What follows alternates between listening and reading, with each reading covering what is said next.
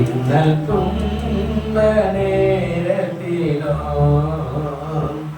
என்னை நோக்கி கூப்பிடுகின்றேன். இன்னல் துன்ப நேரத்திலோ கருத்தாய் விசாரித்து கனிவோடு என்னை நோக்கிடுவே. கருத்தாய் விசாரித்து கனிவோடு என்னை நோக்கிடுவே.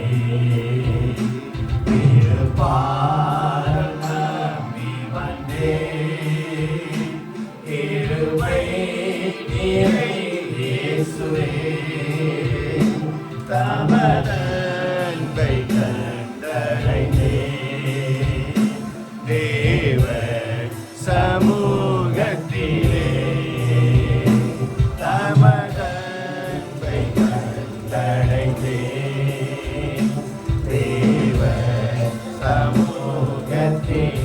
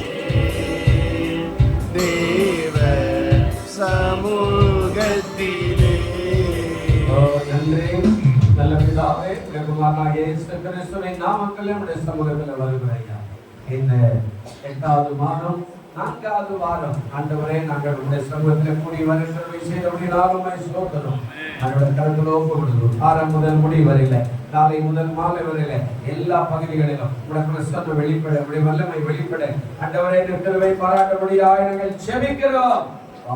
கருத்துல ஒப்பு கொடுக்கிறோம். தடைகளெல்லாம் இயேசுவின் நாமத்திலே நிர்மூலமாக்குவீராக. வரக்கூடிய பிள்ளைகளை துரிதமாய் கொண்டு வந்து கர்த்தருடைய நாமத்தை மைப்படுத்தி ஆண்டவரே நாமத்தை மைப்படுத்த உதவி செய்யும். ஒவ்வொரு பகுதிகளிலும் ஆவியானவருடைய அசைவாடுதல் ஆண்டவரே காணப்பட உதவி செய்யும். பாடல் ஆராதனை ஆண்டவரே கர்த்தாவே அப்பா ஆண்டவரே சோத்திர ஆராதனை, காணிக்கை பகுதிகள், அறிவிப்பின் பகுதிகள், ஆண்டவரே தேவனுடைய வார்த்தை பகுதிகள், சிறுவர் ஊழிய மாலை ஆராதனை எல்லா பகுதிகளிலும் ஆவியானவர் அசைவாடும்படியாய் செபிக்கிறோம். இது மாத்திரமல்ல, வாசிக்கிற பிள்ளைகள், பாடுகிற பிள்ளைகள் எல்லார் மேலும் உங்களுடைய அபிஷேகம் தங்கி இருக்கும்படியாய் செபிக்கிற ஆண்டவரே காரணங்களை ஊற்றுவீராக. சபை நிறையட்டும். தேவனுடைய ஆவியானவர் அளவில்லாத ஆண்டவரை அற்புதங்களை செய்வீராக.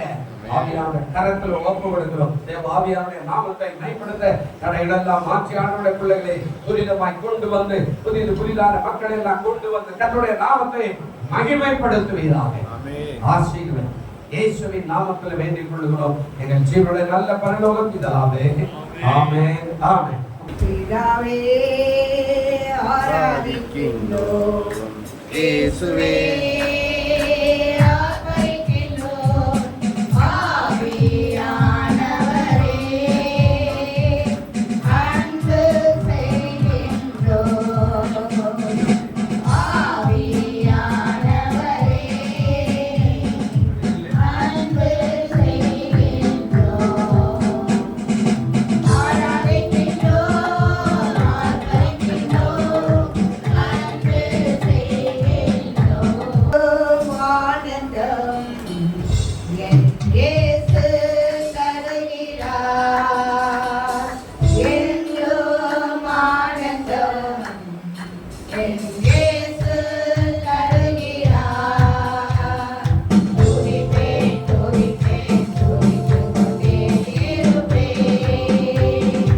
துதிப்பேன் துதிப்பேன் துதித்துக் கொண்டே இருப்பேன். அல்லேலூயா ஆனந்தமே அல்லேலூயா ஆனந்தமே அல்லேலூயா ஆனந்தமே அல்லேலூயா ஆனந்தமே. துதிப்பேன் துதிப்பேன் துதித்துக் கொண்டே இருப்பேன்.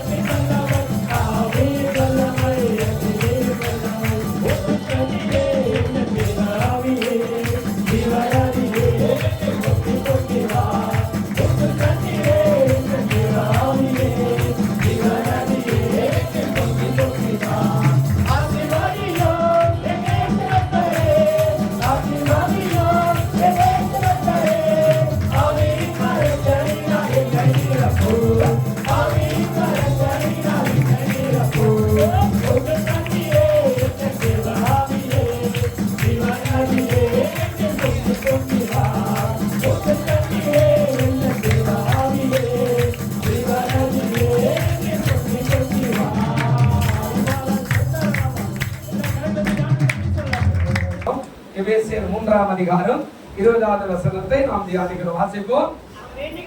நாம் வேண்டிக் கொள்வதற்கும் நினைக்கிறதற்கும் மிகவும் அதிகமாய் நமக்குள்ளே கிரியை செய்கிற வல்லமையின்படியே நமக்கு செய்ய வல்லவராய் இருக்கிற அவருக்கு கர்த்தருக்கு ஸ்தோத்திரம். இப்போ நான் வேண்டிக் கொள்வதற்கும் நினைக்கிறதற்கும் மிகவும் அதிகமா, இதெல்லாம் நாம தொடர்ந்து தியானிக்கிறோம். ஒரு வாக்குத்தத்தத்தை எடுத்தோம்னா அந்த வாக்குத்தத்தை நாம தொடர்ந்து தியானித்து அதன்படி நம்ம ஆராய்ச்சி பண்ணி நாமத்துக்கு சொல்றோம், அதை அனுப்புகிறோம். இந்த யூடியூப்ல எல்லாம் நீங்க பாருங்க. ஒருவேளை உங்களுக்கு எப்படி எல்லாம் தோணுதோ அப்படி எல்லாம் பாருங்க. கர்த்தர் நிச்சயமாய் ஆசீர்வதிக்க அவர் வல்லவராக இருக்கிறார். அல்லேலூயா. ஆவிக்குரிய வாழ்க்கையில விசுவாசத்துல முன்னேறும். சபை என்பது தேவன் உருவாக்கினது. இதை நாம் நல்லா கட்டக்கூடாது. நீங்க எந்த ஒரு கட்ட கூட போங்க, அந்த உள்ளவே ஒரு சபையை தேடுங்க, அங்க போயிட்டு வாங்க. ஒரு ஊர் பையன் போயிட்டான். ஆனா வீட்டுல இருந்தா சபையை நீங்க கட் பண்ணாது. அது தேவன் விரும்பாத ஒரு காரியம். ஏன்னா அது கண்டிப்பா நம்ம அட்டன் பண்ணி ஆகணும். குடும்பமா வரணும். காலையில 5 மணிக்கு இங்க வந்தா பாருங்க, இப்படி போறவங்களும் இப்படி வரவங்களும் இப்படி போறவங்க காலையிலே ஆட்டோவில் வருவாங்க. சரி இந்த பக்கம் 2 சபைக்கு போறாங்க, இந்த பக்கம் ஒரு 4 சபைக்கு போறாங்க. காலையில 6 மணிக்கே எழுந்துருவாங்க பாருங்க. அந்த நேரத்தில் சும்மா நடந்தது கூட காலைல ஞாயிற்றுக்கிழமைனா 6 மணிக்கு அட்டன் பண்ணி கரெக்டா அவங்க பைபிள் எடுத்துட்டு போற, அவங்க பிள்ளைகள் போற, அவங்க பாட்டி போற, காக்கா போற, இதெல்லாம் பார்த்துக்கிட்டே இருக்கிறேன் நான். இப்போ ஆராதனை லேட் பண்ணக்கூடாது. நாம் ஆராதனைக்கு டைமுக்கு சரியா இருக்கணும். கர்த்தர் நிச்சயமா நம்ம ஆசீர்வதிக்க அவர் வல்லவராக இருக்கிறார். அல்லேலூயா. ஒரு நாள் அன்பு வைப்பார் ஆண்டவர். ஆமா, ஆராதனைக்கெல்லாம் லேட் எல்லாம் பண்ணக்கூடாது. ஞாபகம்னா சீக்கிரமா தூங்கி எழுந்துக்கணுமா. நீங்க ஒரு பைபிளே வாசிக்கலாம், ஜெர்மன்லாம் கூட சீக்கிரமா ஆராதனைக்கு வந்து குடும்பமாய் வாங்க. தேவன் அது விரும்புறார். ஏன்னா அவர் இந்த குடும்பத்தை ஆசீர்வதிச்சார். குடும்பமா இருன்னு சொன்னார். தனியா இருக்காத, உனக்கு ஒரு துணை உண்டாகிற, அந்த துணையோடு வாழு, இந்த உலகத்துல பெருகு, இந்த உலகத்துல எல்லாத்தையும் நீ அதாவது ஆண்டு அனுபவித்து போடு அப்படின்னு எல்லாத்தையும் நம்ம கையில கொடுத்துட்டு போனோம். நாம ஞாபகமான கதையெல்லாம் சொல்லக்கூடாது. காது குத்துற விழா, நாம அங்க போற விழா, இங்க போற விழா, நாம நான் வீட்டுல இருக்கணும், நான் அங்க போனதே சொன்னா ஆண்டவர் நம்ம மேல அன்பு வைக்க மாட்டார். எந்த சூழ்நிலை காசு இருக்குதோ இல்லையோ, ஆராதனை மிக முக்கியம். சரியா ஓடணும், போய் முன்னாடி உட்காரணும். ஆண்டவரே, என் நிமித்தம் இந்த சபையை ஆசீர்வதி அப்படி சொல்லணும். என் நிமித்தம் இந்த சபையை குறைக்காதீங்க அப்படின்னு சொல்லணும். ஆகான குறிச்சு சொன்னார். தோல்வி வந்தது கேட்டார். என்னடா ஒருத்தனால இந்த தோல்வி வந்துன்னா அவனை சரிப்படுத்துறாரு. அப்போ நம்ம போய் சொல்லணும், ஆண்டவரே என் நிமித்தம் இன்னைக்கு நான் பாட போறேன், இன்னைக்கு நான் ஜெபிக்க போறேன், இன்னைக்கு நான் கொடுக்க போறேன், நீங்க எல்லாவற்றிலும் என்னை ஆசீர்வதிங்க. உங்களுக்கு பின்னாடி இருக்கிறவங்க எல்லாம் அதை ஃபாலோ பண்ண அது ஏதுவாகும். அல்லேலூயா. ஒரு பெரிய செய்தி, ஆனால் என்னால் 1/2 மணி நேரம் முடிக்க முடியாது. தன்னுடைய உங்களுக்கு தெரிஞ்ச ஒரு பாத்திரம்னா மிக அதிகமாய் நன்மை செய்வார். கற்பனைக்கும் யோசிப்பதற்கும் அதிகமாய் கொடுப்பேன் என்று ஆண்டவர் வாக்கு கொடுக்கிறார். நம்ம கற்பனை பண்றது கொஞ்சம், யோசிக்கிறது அதிகம். கொஞ்சம் கற்பனை பண்றோம், கிடைச்சா நல்லா இருக்கும், நடந்தா நல்லா இருக்கும், ஒருவேளை ஆனா நல்லா இருக்கும், ஒருவேளை ஆண்டவர் செய்தா நல்லா இருக்கும். இல்லைன்னா நம்ம கொஞ்சம் யோசிப்போம். என்ன அவர் சொல்றாரு, நான் உனக்கு அதிகமாவே செய்வேன் அப்படின்னு வாக்கு கொடுக்கிறார். அதாங்க சொல்றார், கற்பனைக்கும் அதாவது யோசிப்பதற்கும் அதிகமாய் செய்கிற ஒரு ஆண்டவர். இன்னைக்கு ஒரு உங்களுக்கு தெரிஞ்ச ஒரு கதாபாத்திரம் தான். 1 சாமுவேல் 1ஆம் அதிகாரம் 10வது வசனம். சகோதரிகள் 5 பேர் வாசிங்க, சகோதரிகள் 5 பேர் வாசிங்க. 1ஆம் அதிகாரம், அதாவது 1ஆம் அதிகாரம் 10வது வசனத்திலிருந்து 17வது வசனம் வரையில ஒரு சகோதரர்கள் 4 பேரும் 3 பேரும் வாசிங்க, சகோதரிகள் ஒரு 3 பேர் வாசிங்க. 10வது வசனத்திலிருந்து 17வது வசனம் வரையும் கொஞ்சம் மாறி மாறி வாசிங்க பார்க்கலாம். இல்லையா? அழுது நோக்கி அடுத்த ஆளு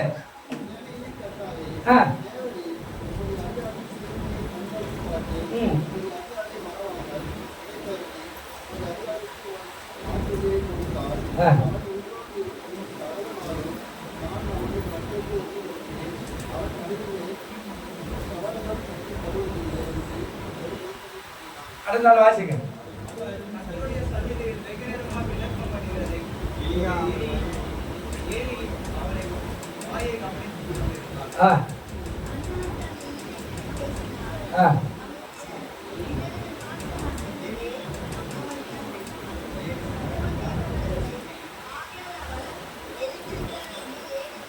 போதும். அடுத்த வாசிங்க, வாசிங்க சகோதரிமா.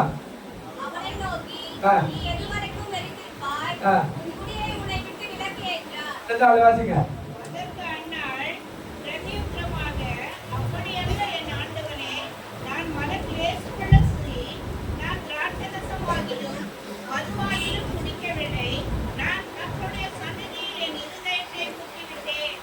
அடுத்தாள் உம்முடைய அடியாரை ஆ. ஏலியாளின் மகனாக எண்ணாதேயும் மிகுதியான விசாரத்தினாலும் இரேசத்தினாலும் இந்நேரம் மட்டும் விண்ணப்பம் பண்ணினேன் என்றார். சேர்ந்து வாசிங்க.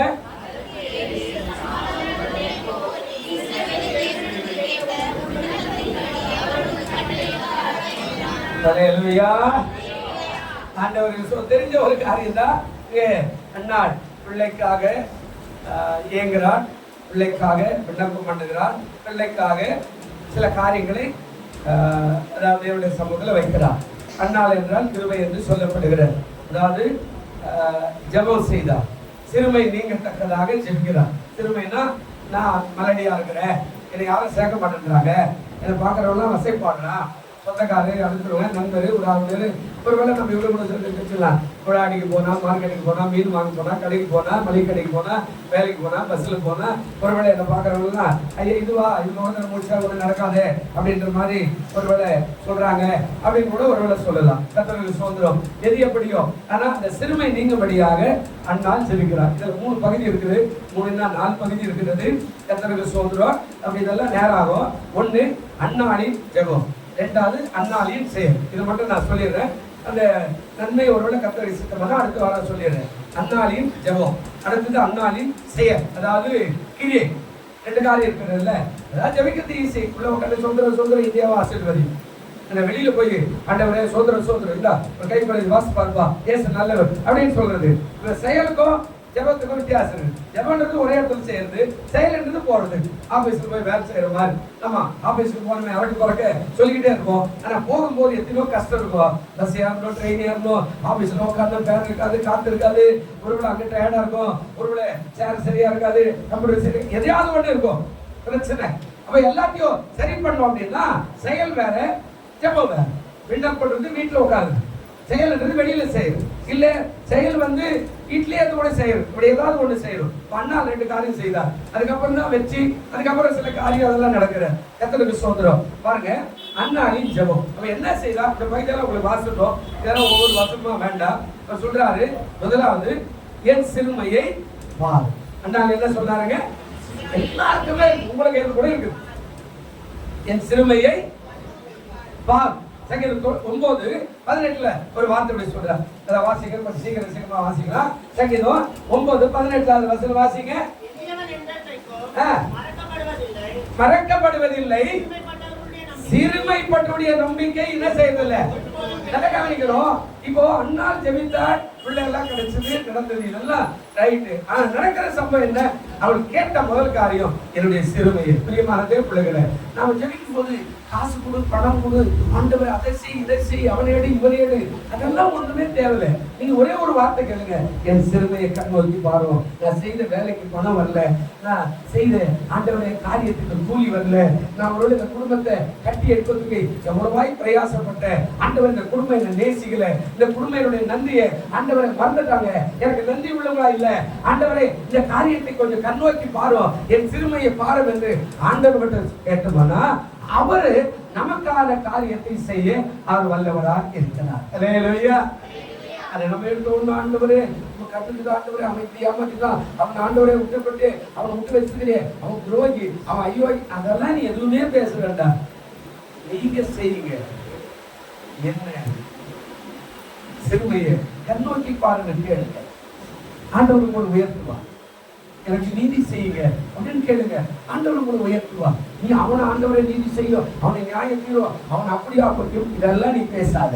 ஆண்டவர் சொல்றார், அண்ணால் முதல் காரியம் சொல்றார், என் சிறுமையை கண்ணோக்கி பார். நான் சிறுமைப்படுறேன், கொடாடிக்கு போக முடியல, சிறுமைப்படுறேன், ஆண்டவரை மளிகைக்கு போக முடியல, சிறுமைப்படுறேன், ரோட்ல நடக்க முடியல, சிறுமைப்படுறேன், ஒருவேளை என் சொந்த பந்த பக்கத்து வீடு அகத்து வீட்டுல வெளியில வந்து நிக்க முடியல, சிறுமைப்படுறேன், என்னை பாக்குறவங்களா கேவலமா பேசுறா, இவன் முகமா, இவன் மலடியாச்சே, பிள்ளைதாச்சு இல்லையே, இவளா அப்படியா இப்படியா. நானு கல்யாணம் ஒண்ணு பண்ணேன், பாரதி நகர், 3வது கல்யாணமும் என்னமோ கல்யாண மண்டபத்துக்கு போனா ஒருத்தர் சொன்னார், இவர் தான் நான் பாதரு, இவர் எதிரி பாசன்னு ஒருத்தர் கேட்டார். பக்கத்தில் ஒரு கல்யாணமே ஆகலையா? அவரு கல்யாணமே ஆகல, அவர் கல்யாணம் பண்ணி வச்சு நமக்கு எப்படி பிள்ளை பிறக்கும் அப்படின்ட்டார். எனக்கு ரொம்ப கஷ்டமா தான் ஆயிடுச்சு. ஆண்டவரே என்ன இப்படி கேட்டாரு. பக்கத்துல உடனே நாம பேசுற பாருங்க, பக்கத்துல உடனே கேட்டார், நீ ஆட்சிக்காரனையா? ஆமா. ஆட்சியில கல்யாணம் பண்ணிக்கிறாங்களா? எந்த ஃபாதர் எல்லாம் கல்யாணம் பண்ணாங்க? மாதா கோயிலுக்கு கல்யாணம் பண்ண அவங்ககிட்ட போய் கல்யாணம் பண்ண வரல, 2 புள்ள கத்துக்கிற. இப்ப அவர் கல்யாணம் பண்ண புள்ள பிறக்காதா?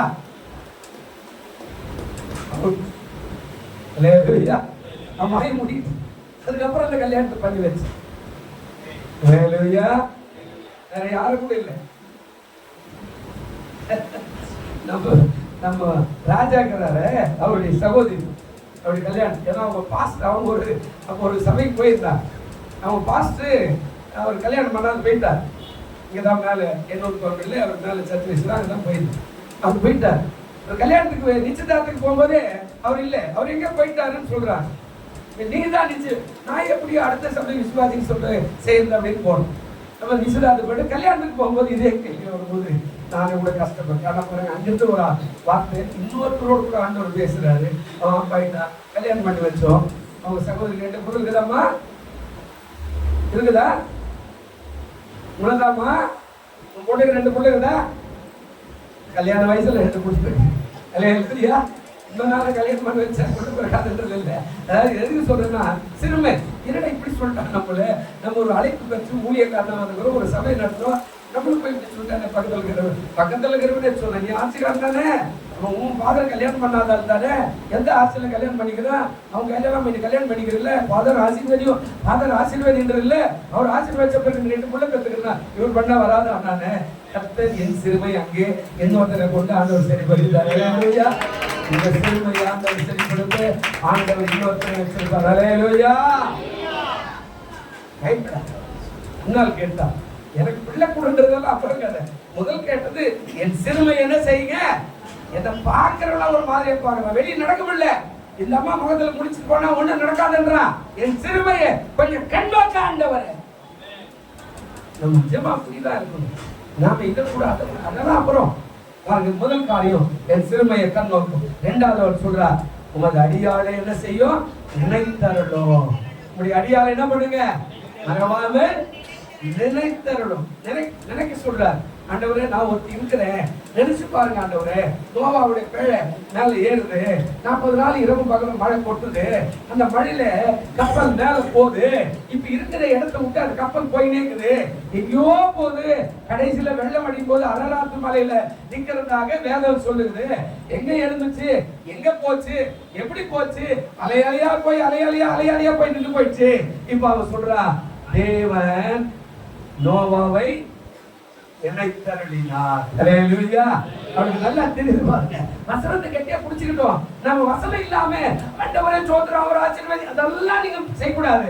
வசனத்தை படிச்சுங்க. அவளுக்கு தெரியுது நோவாவை தேவன் நினைத்தாரு. அப்ப என்ன நினைப்பாரு? அவன் 2வது ஜெபம் கேட்கிறா, ஆண்டவரே என்னை மறவாமல் உங்கள் அடியார் என்ன செய்யும்? நினைத்தருளும். நம்ம ஆண்டவர்கிட்ட தாழ்மையான ஜெபம் வரும்போது கர்த்தர் நம்ம என்ன செய்வாங்க? ஆசீர்வதிப்பா. நம்ம அவளை பாரு ஆண்டவரை நேற்று காத்தால வந்தவன், இவனை பாரு ஆண்டவரை நேற்று காத்தால வந்தவன், அவர் அன்னி பாஷை பேசுற, அவர் தான் முன்னாடி பாட்டு பாரு, அவர் தான் முன்னாடி யார இந்த மாதிரி தான் பாடுறான், இந்த மாதிரி செய்யறான், என்ன ஆண்டவரை கண்டுக்கிறா ஆண்டவர். அதெல்லாம் நீ கேட்காத. நீ உட்கார்ந்த இடத்துல இருந்து ஆண்டவரை நோக்கி கூப்பிடு, என்னை மறவாமல் நினை. அல்லேலூயா. நம்முடைய செய்கையை ஆண்டவர் நினைப்பார், நம்முடைய ஜெபத்தை நினைப்பார், நம்முடைய கொடுத்தலை நினைப்பா, நம்முடைய துணித்தலை நினைப்பா, நம்முடைய வேலையை நினைப்பா, நம்முடைய வியாபாரத்தை நினைப்பா. இவர் கொஞ்சத்துல உண்மையா இருந்து எனக்கு கொடுத்தாரு அதை நினைப்பாரு. அல்லேலூயா. என் ஆட்டக்கூட நடத்தின சகோதரி கன்னியாகுமரியில செராயன்பூர் என்ற ஒரு ஊர்ல இருந்தா. நம்ம தான் எனக்கு கல்யாணம் ஆகாத பேர் காசு கொடுத்தாங்க, பணம் கொடுத்தாங்க, எனக்கு எல்லாம் செய்து என் ஆட்டக்கூட நடத்தினாங்க. இவ்வளவு அன்பா மாசத்துக்கு 10 கடிதம் வரும். இங்கிலாந்துல இருந்து வந்து எழுதுவாங்க, பயப்படாத தம்பி, உங்க ஆண்டவர் ஆசீர்வாத, பயப்படாத கர்த்தர் உனக்கு அடுத்த ஆபரேஷன் சொல்லிட்டு பண்ணுவாங்க. பாருங்க, இந்த அம்மா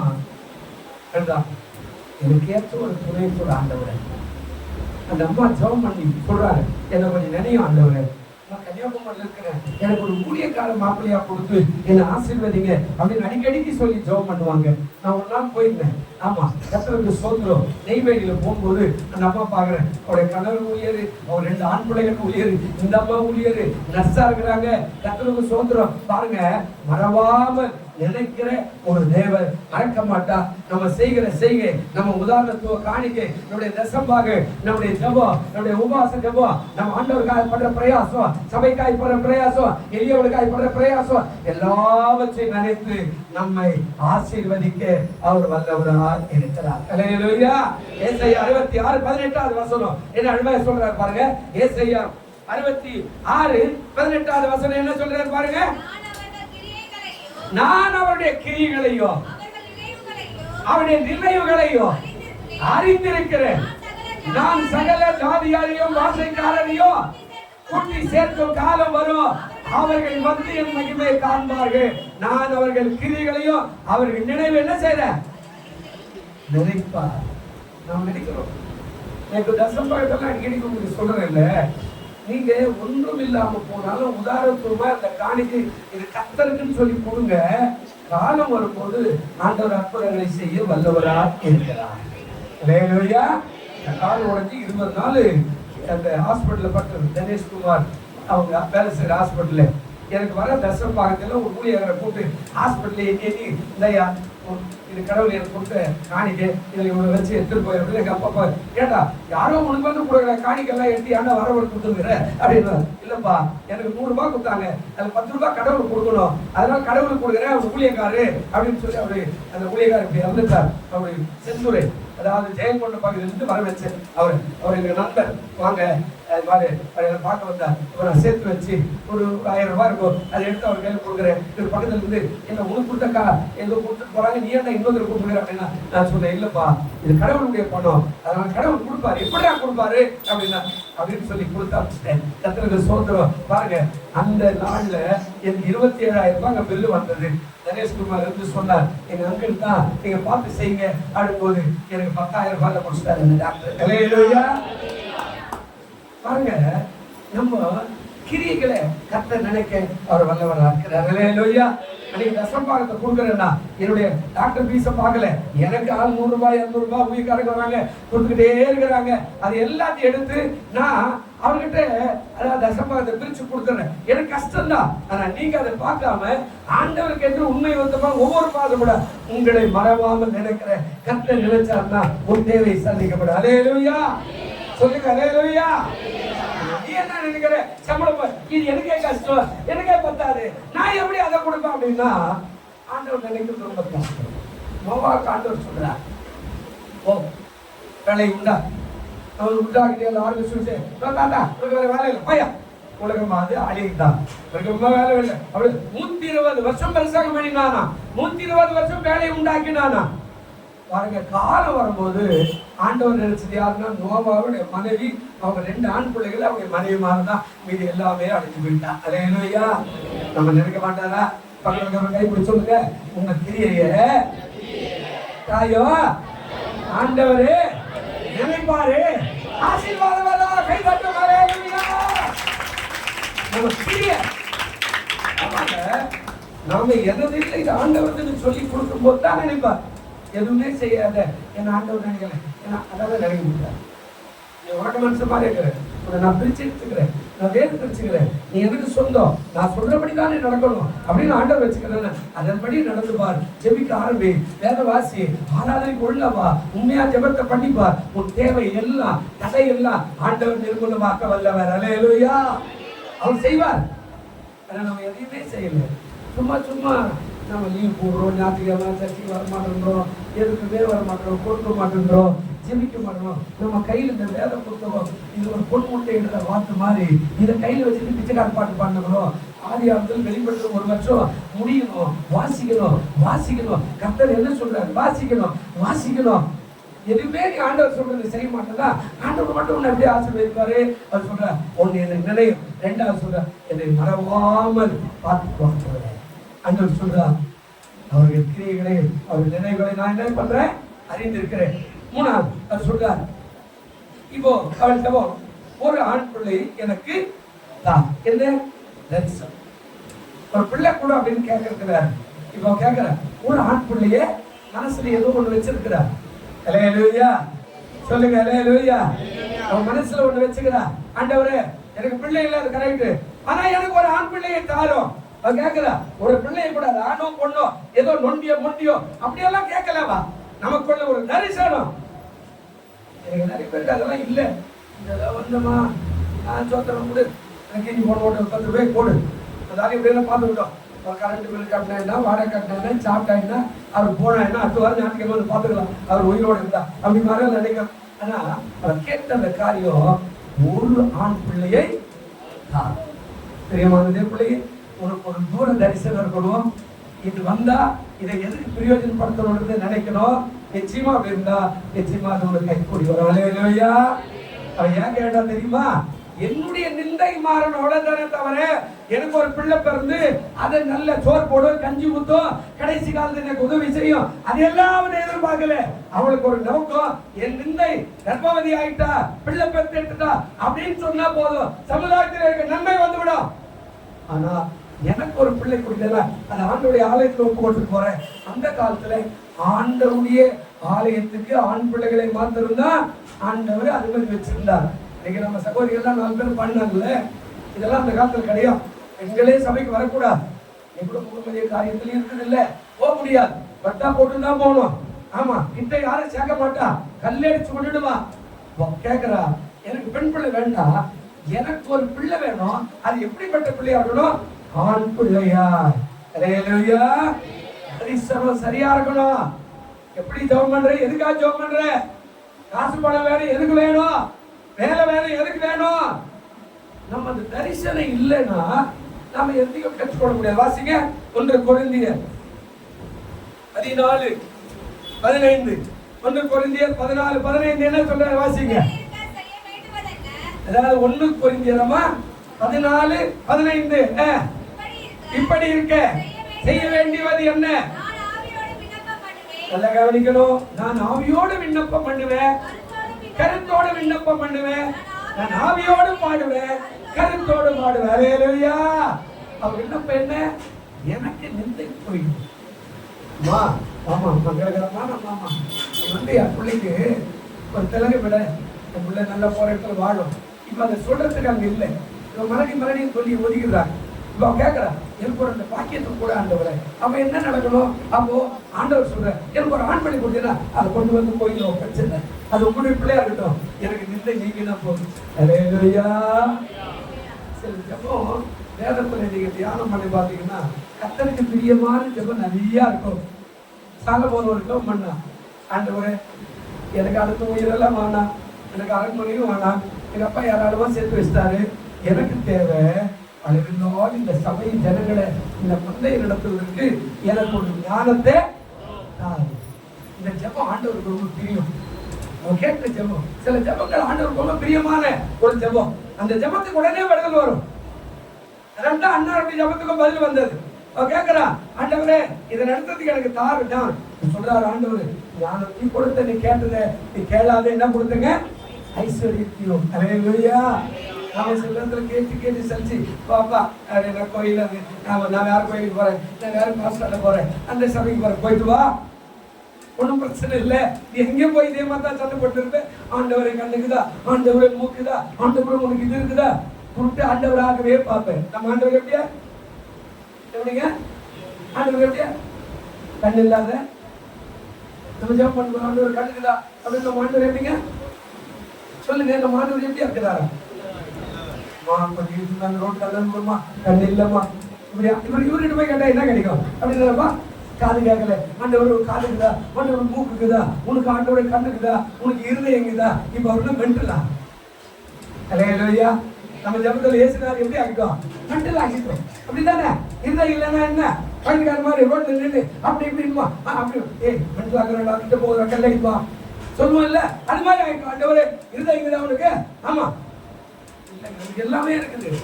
ஆனா நீ கேட்கிற தரிசனம் நான் ஆவியோட விண்ணப்போ ஜெபம் ஆவியோட. அவ கேட்கிறா எனக்கு பிள்ளை வேணாம், எனக்கு என்ன வேணாம்? எனக்கு வேணாம், அதை நான் உங்ககிட்ட கொடுக்குறேன். அவ உங்ககிட்ட கொடுக்கின்ற ஆண் பிள்ளையா இருக்கணும், இல்ல பெண் பிள்ளைல ஆலயத்துக்கு வரக்கூடாது.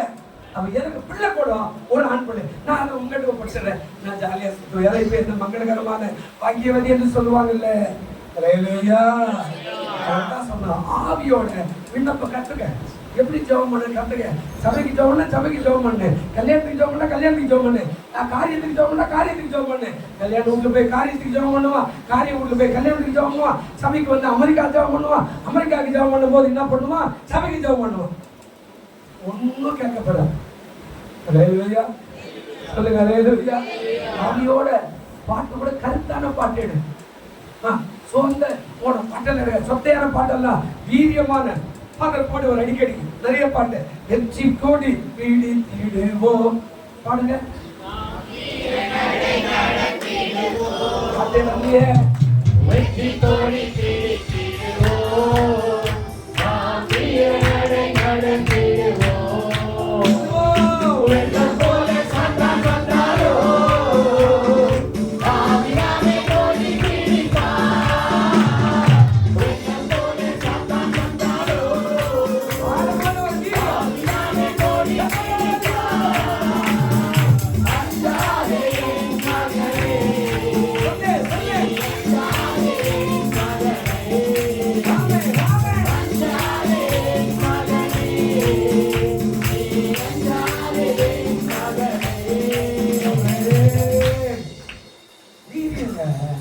எப்படி வந்தங்க?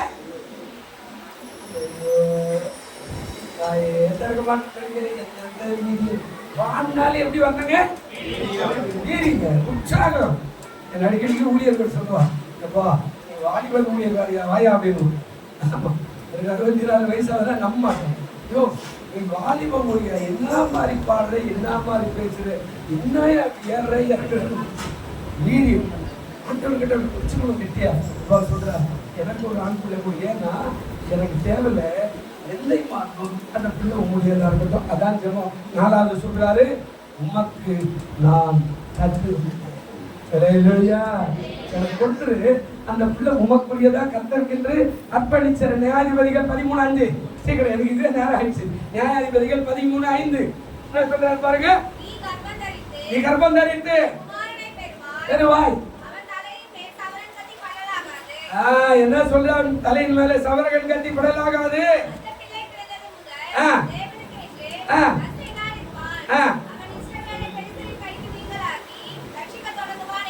ஆமா, இப்ப என்ன சொல்றாரு, அந்த பிள்ளையை நான் உமக்கு என்ன பண்ணிடுறேன், கொடுத்துரு, அது எனக்கு வேண்டாம், என் நிந்தை மாறினா போதும். நம்ம ஆண்டவர்கிட்ட கேட்டு பாருங்க, என்ன ஆசீர்வதிங்க, அவ்வளவுதாங்க, எனக்கு இது வேணாம் அது வேணாம், என்ன உயர்த்துங்க அப்படின்றத விட என் மேல கிருபையா. தாவீது அப்படிதானே கேட்டான், என்ன அப்படி கூட ஆண்டவர் இப்படி கூட அப்படின்னு கேட்கவே இல்லையே. அவன் கேட்டா, ஆண்டவரே என் மேல கிருபையாயிரும், இப்படியே திருப்பி திருப்பி கேட்கறான், என்ன ஆண்டவரே ஆசீர்வதியோ அப்படின்னு இருக்குதுல்ல, என்ன ஆண்டவருடைய கிருபைதான் தாங்க, என்னுடைய வல்லமையினால தாங்க. அவருடைய பாட்டெல்லாம் நீங்க சங்கீதங்களை எடுத்து பாருங்களேன். அவர் சொல்றார், ஆண்டவர் என் சத்துருக்கு முன்பாக எனக்கு பந்தி ஆயத்தப்படுத்தும், இப்படி சொல்ற. ஆண்டவரை சத்துரு வேங்கையில கூட அவனை காய் ஓட்டு கால் ஓட்டு, அதெல்லாம் இல்லை. அவன் பாட்டெல்லாம் எடுத்து பாருங்க. அவன் காட்டுல இருப்பா, கர்த்தர் என் மேய்ப்பராய். உங்களால் பாட முடியுமா? உங்களால் பாட முடியுமா? காட்டுல இருக்கும்போது பாடுறாங்க, கர்த்தர் என் மேய்ப்பராய் இருக்கிறா, நான் தாட்சியடியே, அவர் என்னை புல்லுள்ள இடங்களில சோத்துக்கே வழி இல்ல, 400 பேரை கொள்ளக்காரன், 400 பேரை அடிக்கிறான். அவன் சொல்றா, கர்த்தர் என் மேய்ப்பராக, நான் தாட்சியடி பட்டினியா இருக்க மாட்டேன். அவர் சொல்றா, அவர் என்னை எங்க எடுத்து போவாரு, இடங்களை மேய்த்து அமர்ந்த வெளியில பட்டிருக்கிற பூச்சிக்கு மத்தியில. அவருடைய பாட்டெல்லாம் எப்படி கருத்தா, நல்ல வீரியமா, நல்ல வல்லமையா. இவன் சொல்றான், எனக்கு பிறக்கிற பிள்ளைய நான் உமக்கு என்று அடைகிறேன். நீங்க சொல்ல முடியுமா? எனக்கு ஒரு ஐடியில வேலை கூட ஆண்டவரே, எனக்கு வர வருமானத்துல முதல் பங்கு ஆண்டவர் கொடுக்குறது சொல்ல முடியுமா? நெசம் பார்க்கல ஆண்டவர் கொடுக்குறது சொல்ல முடியுமா?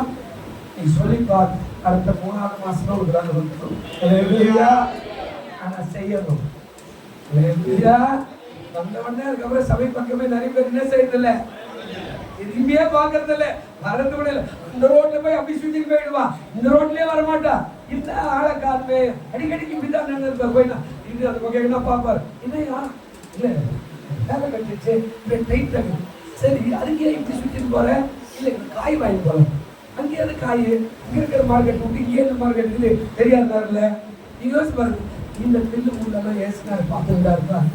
இல்லையா அதுதானப்பா, பில்லு முள்ளெல்லாம் பார்த்துட்டா இருப்பாங்க.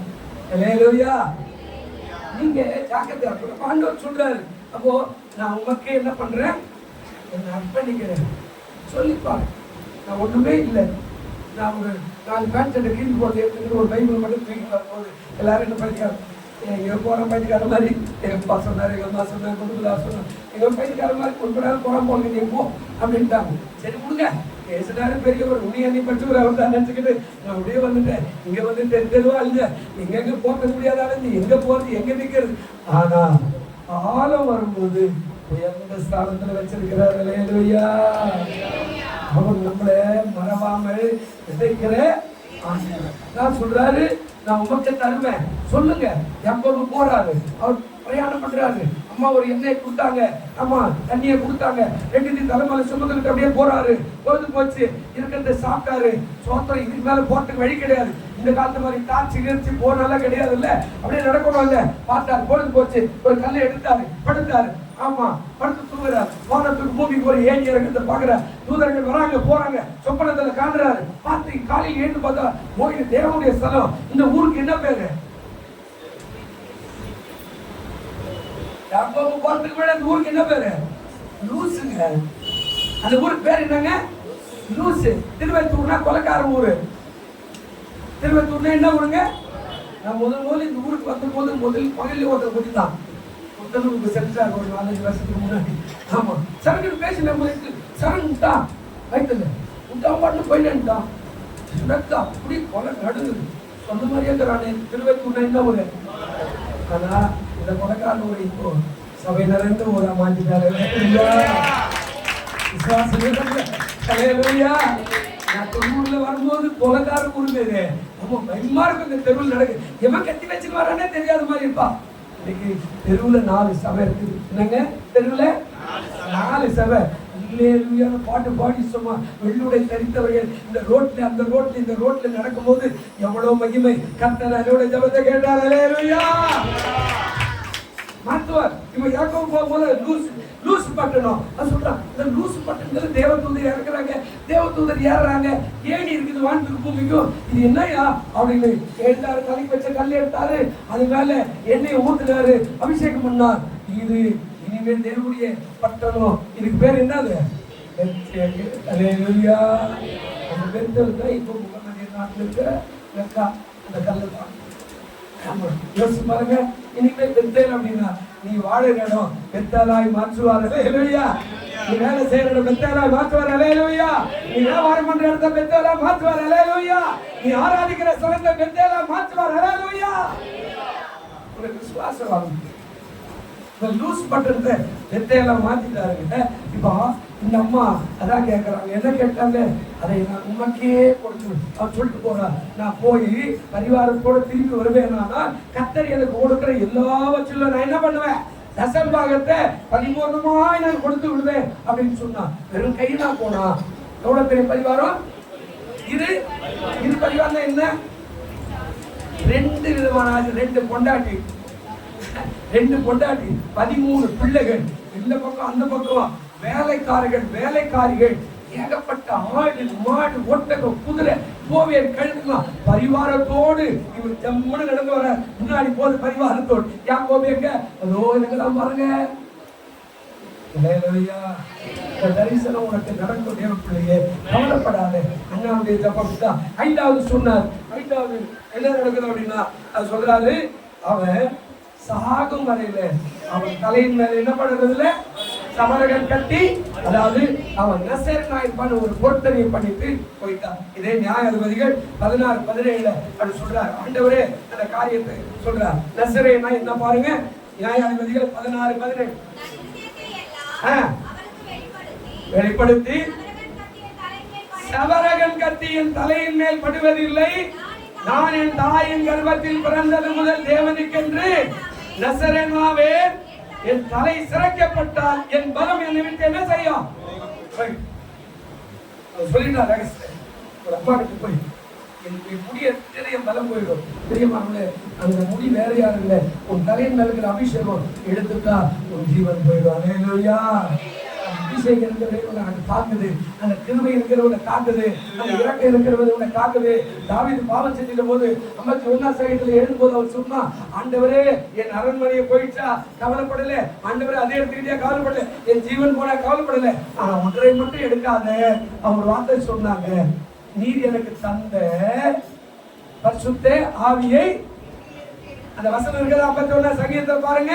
சங்கீதம் 51 எந்த வசனம் பாருங்க, 6 7 என்ன சொல்றாரு பாருங்க. பாடும்போது என்ன பாட்டு பண்ணாவ, நீ எல்லாத்தையும் எடுத்துக்கிட்டீங்க கரெக்ட், ஆனா என்ன ஒரே ஒரு காரியத்தை மட்டும் செய்யாதீங்க. என்ன சொல்றா 10வது வசனத்துல சொல்லும்போது என்ன பேசுற வாசிங்க, தேவனே சுத்த இருதயத்தை என்னிலே சிருஷ்டியும், நிலைவரமான ஆவியின் உள்ளத்திலே புதுப்பியும், உமது சமூகத்தை விட்டு என்னை தள்ளாமலோ, உமது பரிசுத்த ஆவி என்னிடத்திலிருந்து எடுத்துக்கொள்ளாமலோ. சொல்றா, நீ செஞ்ச தப்பிற்கு ஒரு தண்டனை இருக்கிறது தாவீதே. நீ அடுத்தவன் மனைவியை அபகரிச்சுட்ட, அவனுடைய கணவரை கொலை செஞ்சுட்ட, யுத்தத்துக்கு போக வேண்டிய நாள்ல நீ உட்காந்து டிவி பார்த்துக்கிற, கோயில்ல உட்காந்துக்கிற, உன் ஜனங்க யுத்தம் பண்றாங்க, அங்க ஜெபிக்கிறாங்க, நீங்க உட்காந்து கதை சொல்லுகிறியே அப்படின்னு சொல்லி அவனுக்கு தண்டனை அனுபவிக்கும் போது அவன் கேட்டது ஒரு பாட்டு அழகா சொல்றான். கேட சொல்றான் 12வது வசனத்துல, உமது ரட்சகத்தின் சந்தோஷத்தை திரும்ப எனக்கு என்ன செய்யுங்க தந்து உற்சாகமான ஆவி என்னை. இதுதான் அவன் பாட்டுல ஆசீர்வாதம். நம்ம அரண்மனை கேட்கல அதெல்லாம் அப்புறம் இது எடுத்துறாதீங்க. அந்த மகிமை உங்களை விட்டு வெளியே போனா ஒரு வாழ்க்கை முடிஞ்சிடும். புருஷன் இறந்துட்டாருன்னா மனைவிக்கு மகிமை போயிடும். மனைவி மகிமையோடு கலைப்போடு ஆசீர்வாதத்தோடு இருக்கிறது உலகத்துல. புருஷன் உயிரோடு இருக்கும்போது புருஷனுக்கு கட்டப்பட்ட மனைவி மேல அந்த மகிமை இருக்கும். புருஷன் மறிக்கிற அன்னைக்கு அந்த மகிமை கடந்து போகும்போது மனைவி வெறுமையாகி மாறிடுவா. அதுல இருந்து அந்த மகனுடைய காரியம் வெறுமையாத்தான் இருக்கும். மகிமை வேற. அப்போ ஆண்டவர் உனக்கு கொடுத்த அந்த மகிமை முன்னால இருக்கிற வரையில எங்க போனாலும் வெற்றி அடைங்க. அல்லேலூயா, அல்லேலூயா. அந்த மகிமை நோக்கி எடுத்துக்கொள்ளப்படுதுன்னா வெறுமனே நாய் மாதிரி கல்லடிக்கிற, அங்க கல்லடிப்பட்டு இங்க கல்லடிப்பட்டு எல்லாம் அந்த பரிதாபமா போயிடுவேன். அப்போ அன்னாருடைய ஜெபம் இந்த காரியமா தான். இப்ப அவருடைய செய்கை என்ன, பிள்ளை பிறகு 10 மணி ஆகும் சொல்லி வசனம் எல்லாம் சொல்லிடுறேன். நீங்க வீட்டுல பார்த்துங்க, ஒரு நாளைக்கு அதை தியானிப்போம். அண்ணாருடைய செயல் தன் இருதயத்துல அண்ணா என்ன பண்ணாங்க, தன் இருதயத்துல பேசினா. ஏசாயா 28:11 சொல்றார், இருதயத்துல பேசினா. ரெண்டாவது தன் இருதயத்தை அண்ணா என்ன செய்தார், ஊற்றினார். ரெண்டாவது என்னது, விசாரங்க. வேற இருக்கு அக்கா இப்படி சொல்லுது, விசாரங்க. கவலைய அப்படியே தேவ சமூகத்துல இறக்கி வைத்து விட்டார். அதான் சொல்றார் யோபு 6:2-3 விசாரங்கள். அதான் இருதயத்தை ஊற்றினார். மூணாவது அவள் துக்க முகமா என்ன செய்யல, ஜெபம் பண்ணிட்டு வெளியே போ. கோயில் போயிடுற கோயில் போயிடுற என்ன சொன்னா, 10 மணி ஆகி கூட 5 நிமிஷம் அதிகமா ஆடுறாரு என்ன பாஸ் ஆகுது சொல்லு. போகும்போது தன் துக்கத்தை கோயிலே விட்டுட்டு சந்தோஷமா போயிட்டேன். கேட்கப்பட்டதியா, என் விசாரங்களை முடிச்சுட்டேன், என் இருதயத்தை ஊற்றிட்டேன். அதாவது என்னுடைய இருதயத்தினுடைய உள்ளத்துல இருக்கிற எல்லாத்தையும் ஊத்திட்டு நான் ஆவில பேசுறேன். ஊழியக்காரனை பார்த்து புடிச்சு புட்டு வச்சு புட்டு கோயில் வந்து அசியம் பண்றியா அப்படின்னு கேட்கிறான். இல்ல, என் இருதயத்துல விசாரங்க இயேசுடைய சன்னிதியில ஊத்திட்டேன். இப்ப நான் எப்படி போறேன், சந்தோஷமா. இந்த பாட்டு பண்ணும்போது எப்படி பண்ணோம், சந்தோஷம் இதோட வரல.